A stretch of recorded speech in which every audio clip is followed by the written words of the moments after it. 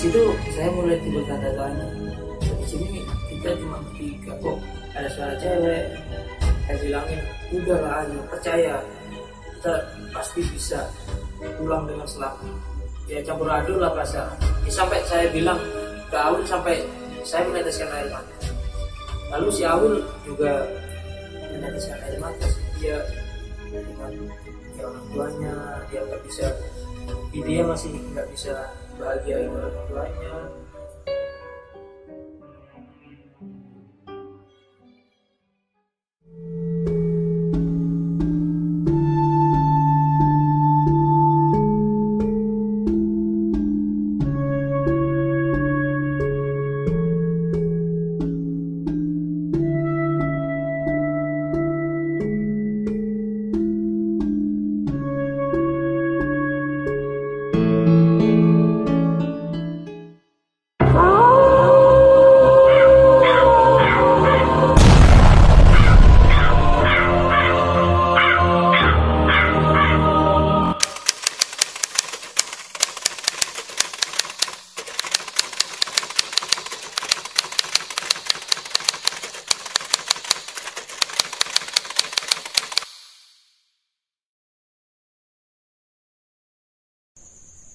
Ya mungkin kalau biasa sih nggak kelihatan sih.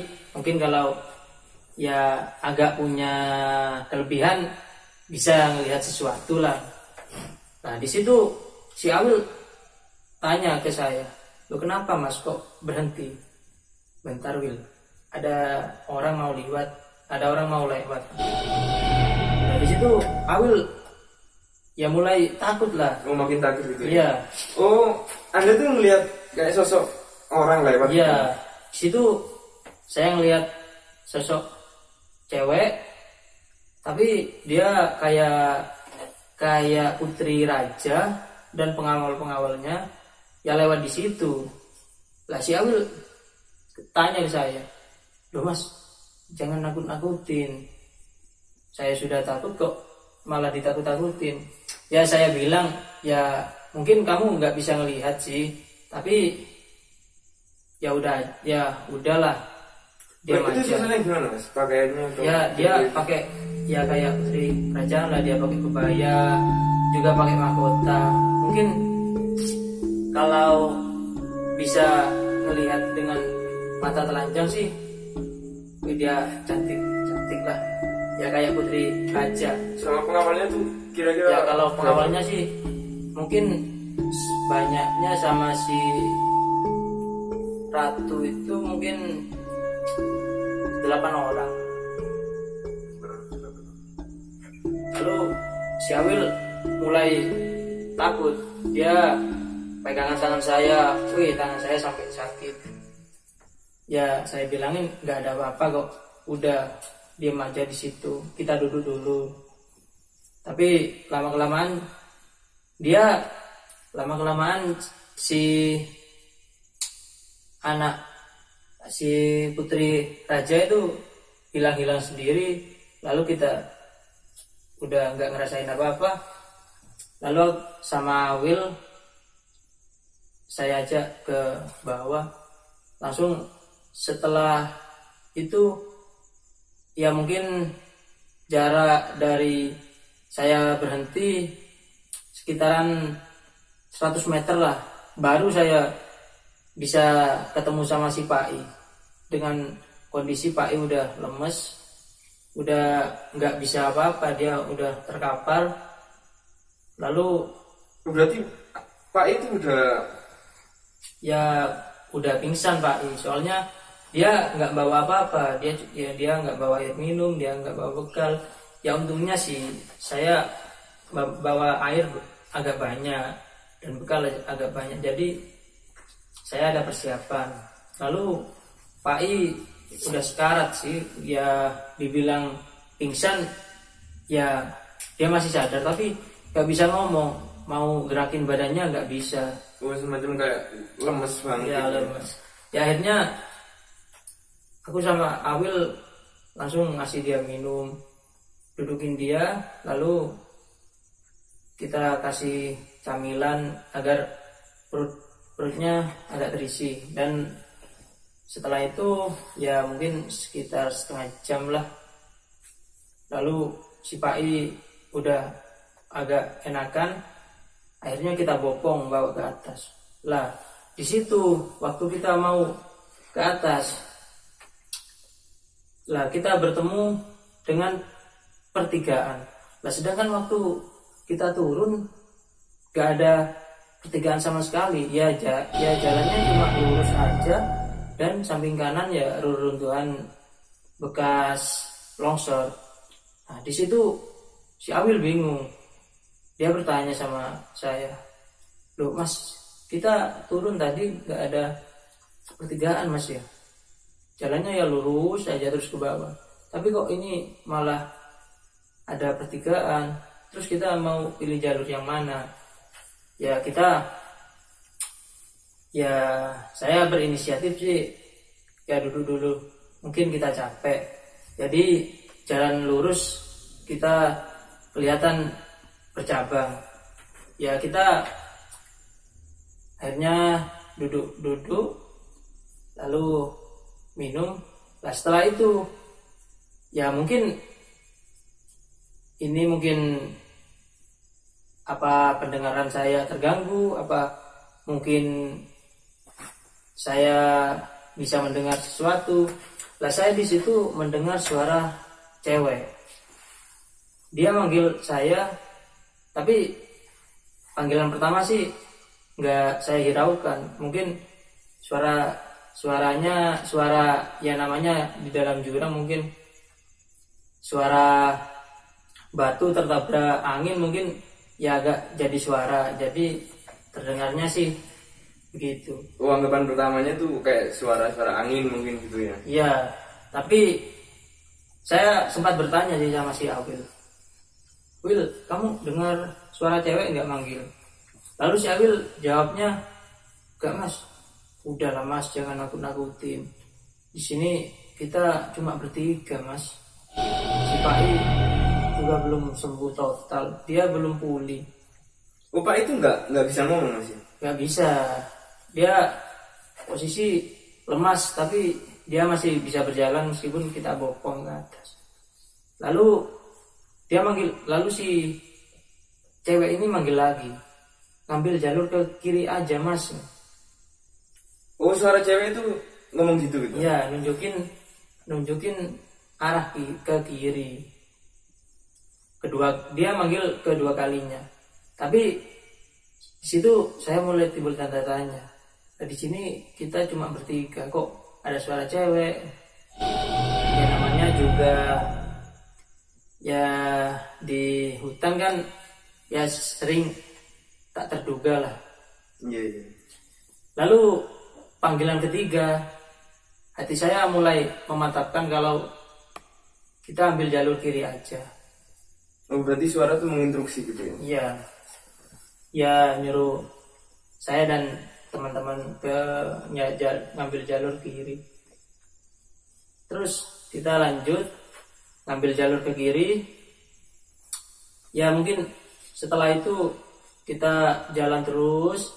Lah di situ kita bertemu dengan pertigaan lagi. Terus di situ kita mulai frustasi lah. Jadi sampai mungkin kalau ya namanya orang frustasi putus asa lah.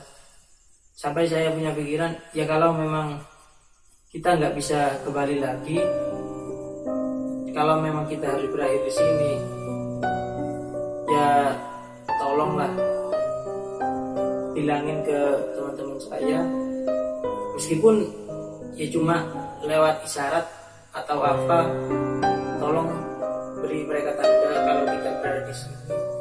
Ya mungkin sampai akhirnya saya udah putus asa lah di situ. Udah kita capek-capek dari bawah bopong si Pak I, kita udah berusaha semaksimal mungkin. Di situ kita udah capek, terus kita udah lapar, terus kita udah ngantuk. Ya udah kita duduk di situ, Pak I kita baringkan. Nah, lalu di situ waktu kita duduk, kaki saya, ya bukan kaki sih, tapi paha saya dijatuhi tupai. Lalu si Pak I bertanya kepada saya, "Loh Mas, kenapa kok tupai tiba-tiba jatuh di situ?" Ya nggak tahu, mungkin dia mau lompat tapi nggak sampai, akhirnya jatuh. Nah tapi anehnya di situ, si tupai nggak mau beranjak pergi dari paha saya, dia tetap berada di paha saya. Lalu saya berdiri, si tupai tetap berada di depan saya. Ya mungkin saya punya pikiran, kalau memang kita masih diizinkan pulang, mungkin lewat tupai ini bisa menunjukkan arah. Nah di situ saya mulai bilang ke si Awil, "Wil, ayo kita bopong lagi si Pak I, pasti kita nyampe ke atas." Tapi si Awil udah putus asa, dia gak yakin lah. Tapi akhirnya si Awil saya bilangin, "Udahlah, ayo percaya, kita pasti bisa pulang dengan selamat." Ya sampai ya namanya kita ya udah takut, udah ya campur aduk lah perasaan. Ya sampai saya bilang ke Awil, sampai saya meneteskan air mata. Lalu si Awil juga meneteskan air mata sih, dia teringat ya orang tuanya, dia masih nggak bisa bahagiain orang tuanya. Akhirnya saya masih semangat, terus udahlah, kita yakin aja, kita pasti bisa pulang dengan selamat. Mungkin lewat tupai ini kita diberi petunjuk. Nah di situ kita mulai berjalan lagi. Lalu si tupai, biasanya tupai kan melompat, tapi dia enggak, dia berjalan ya kayak hewan-hewan melata, kayak kucing. Nah dia di situ ya seperti kucing lah, dia merangkak, tapi dia tidak melompat. Di situ saya bersyukur lah, mungkin ini udah jalannya Yang Maha Kuasa, kita diberi petunjuk lewat tupai ini. Lalu kita ikutin tupai, ya tiap ketemu pertigaan, tupai nggak pernah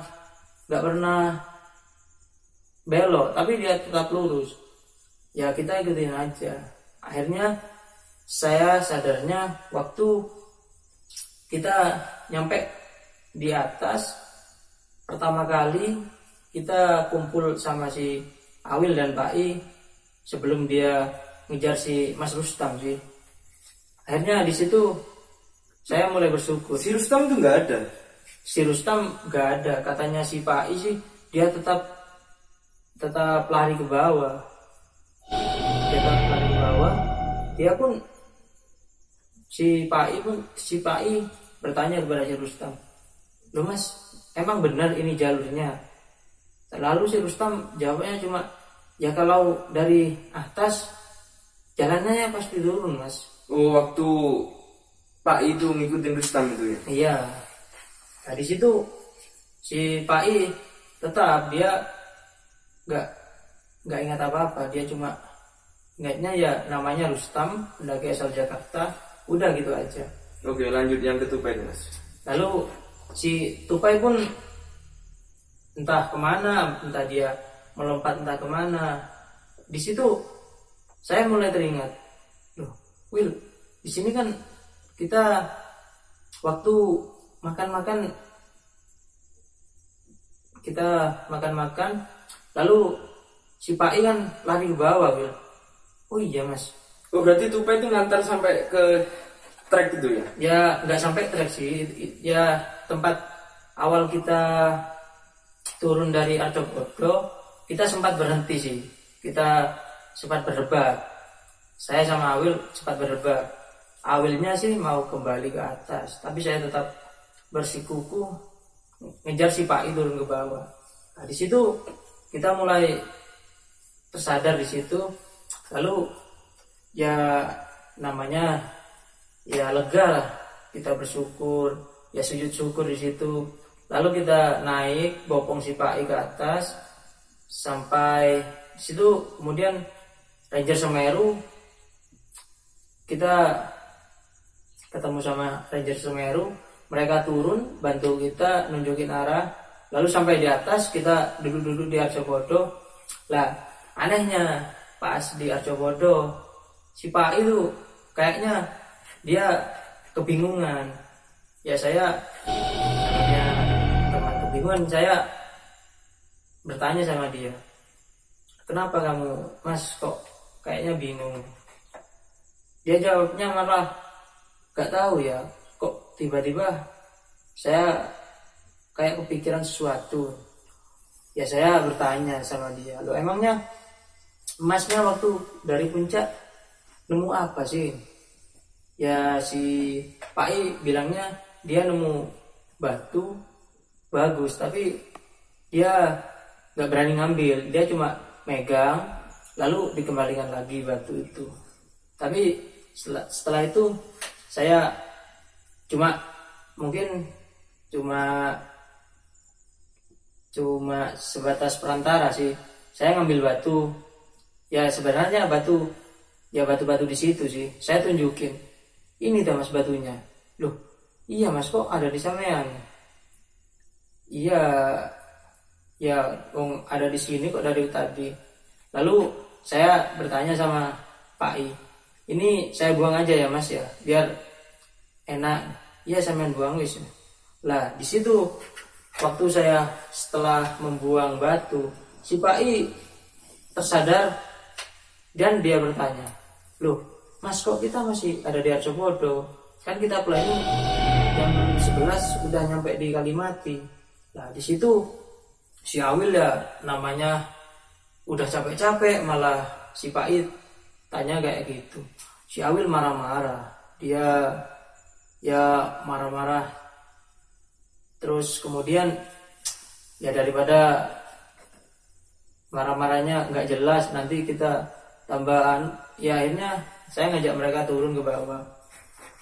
Lalu di seberang Arjobodo kita ketemu sama bapak-bapak penjual semangka. Kan kalau di Semeru udah terkenal lah penjual semangka, di situ banyak. Ya semangka ya gorengan. Nah di situ kita sempat mampir sih dan bertanya-tanya sama si bapak. Lah tempat bapak berjualan itu dekat sama batas jurang dari Arjobodo itu.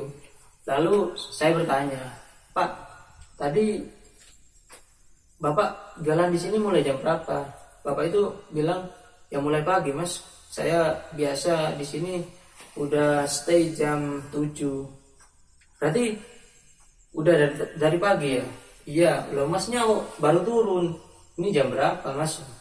Iya Pak, kita kesesat ke dalam jurang, sempat bingung sih ya, tapi akhirnya bisa naik lagi ke atas. Lalu saya ya sedikit iseng sih tanya-tanya ke bapak itu. Ya saya bertanya, loh Pak, katanya di sini ada pendaki yang hilang Pak ya? Oh kalau itu sering Mas. Lah yang baru-baru ini katanya pendaki asal Swiss Mas. Bapak itu jawab, oh iya Mas, dia udah 21 hari belum ditemukan Mas jasadnya. Apa dia udah meninggal, apa dia tersesat, itu masih jadi tanda tanya. Lalu saya namanya masih penasaran, saya tanya, loh Pak, kalau jurang Arjobodo tembusannya di mana Pak? Loh, ya di sini Mas, di belakang saya nih jurang Arjobodo tembusannya di sini. Berarti Bapak melihat anak laki-laki pakai jaket oranye, topi abu-abu, sama celana panjang? Ya enggak ada Mas. Ya enggak bisa lah lewat jurang kalau ke sini. Soalnya jurang dalam. Tapi waktu kita kesesat ke dalam jurang Pak, kita melihat si anak tersebut lari ke bawah sini Pak. Ya nggak ada Mas, ini dalam jurangnya Mas. Lah ini tembusan ini terakhir, udah nggak ada jalan lain Mas, ya ini jalan terakhir. Tapi kalau untuk pendaki sih mustahil Mas bisa ngelewatin jalur tersebut, soalnya itu jurang dalamnya ya saya nggak tahu dalamnya seberapa.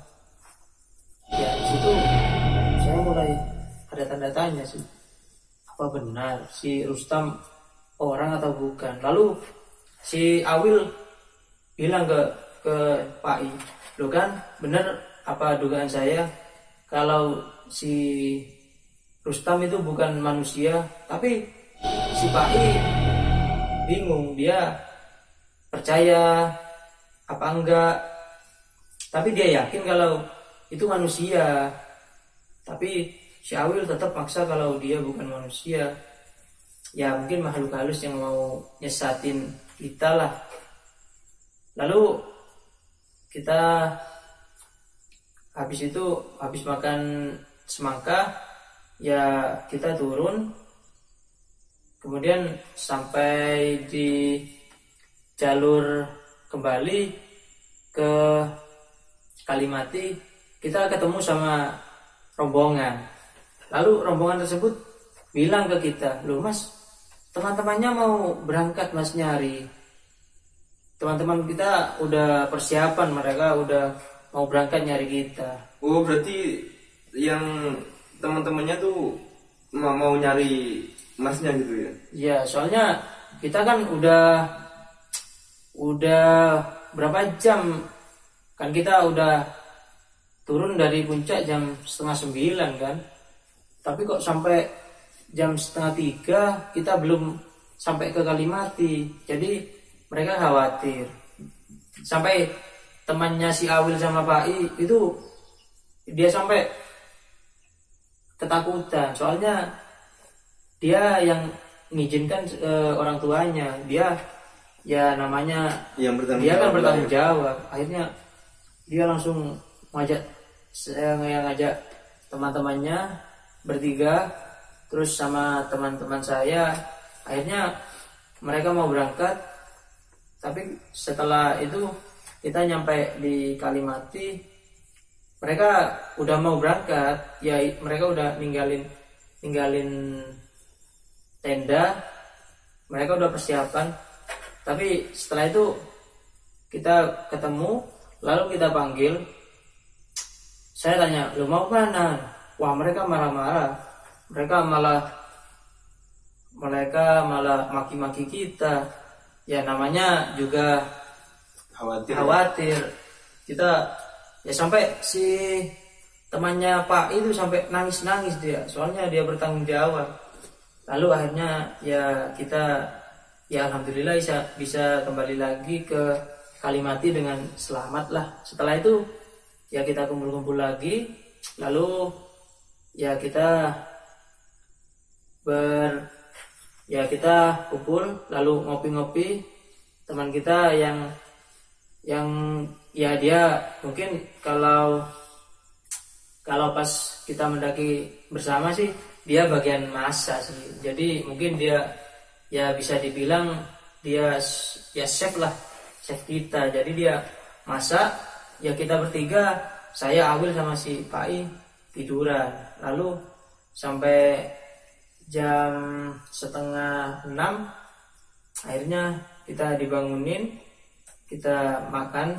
Lalu kita setelah makan beres-beres, kita packing, lalu turun jam 6:30. Turun, kita nyampe di Ranukumbolo jam 9. Lalu kita memutuskan untuk nambah 1 hari lagi untuk ngecamp di Ranukumbolo. Soalnya teman saya satu yang dari Bandung kakinya terkilir. Ya akhirnya mau gak mau kita nambah 1 hari lagi di Ranukumbolo.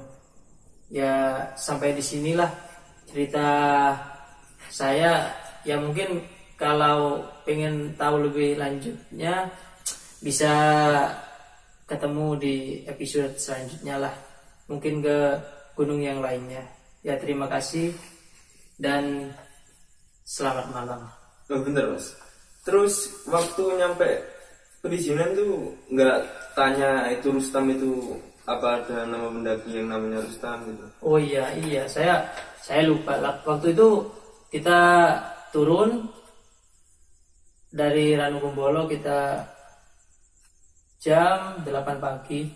Kita nyampe di pos perizinan Ranupani kita setengah 10. Lalu teman saya si Pai masih bersikuku kalau si Rustam itu manusia, bukan makhluk halus. Tapi sampai dia bilang dia ke tempat pendaftaran, sampai dia tanya apa benar ada pendaki namanya Rustam asal Jakarta, dia mendaki sendirian. Lalu petugas perizinan masih ngecek dan akhirnya waktu itu nggak ada nama Rustam. Waktu itu nggak ada nama Rustam, dan si Awil langsung bilang, benar kan dugaan saya kalau Rustam itu bukan manusia. Tapi si Pai tetap punya pendirian kalau Rustam itu manusia, soalnya dia diajak interaksi, dia nyambung. Ya setelah itu si Awil tetap bersikuku kalau dia bukan manusia, sampai di dalam tempat pendaftaran itu, di dalam kantor pendaftaran sempat ribut sih mereka berdua. Tapi akhirnya pihak perizinan bilang, udah Mas jangan ribut, ini udah biasa kok di sini. Jadi mungkin Masnya baru ya. Lalu ya kalau memang ada Mas, saya hubungi.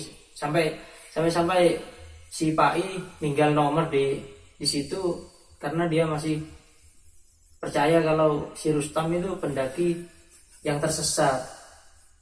Ya si Pai tetap bilang kalau dia bukan manusia. Dan akhirnya setelah itu kita nunggu di luar, ya agak lama sih, mereka mungkin sekitar 20 menit lah mereka di dalam kantor perizinan. Lalu mereka keluar dan akhirnya kita kumpul, lalu kita makan-makan, dan akhirnya itu tanggal terakhir kita bertemu dan tanggal terakhir kita berpisah. Ya sekian lah, itu Mas yang bisa saya sampaikan lah. Oke. Terima kasih Mas Juwadi ya telah berbagi ceritanya di sini, dan terima kasih juga kepada sahabat mistis telah menonton video kami. Bagi teman-teman yang mempunyai cerita mistis atau cerita yang berhubungan dengan makhluk tak kasat mata, bisa ceritakan di link komentar atau DM ke Instagram kami. Terima kasih dan selamat petang.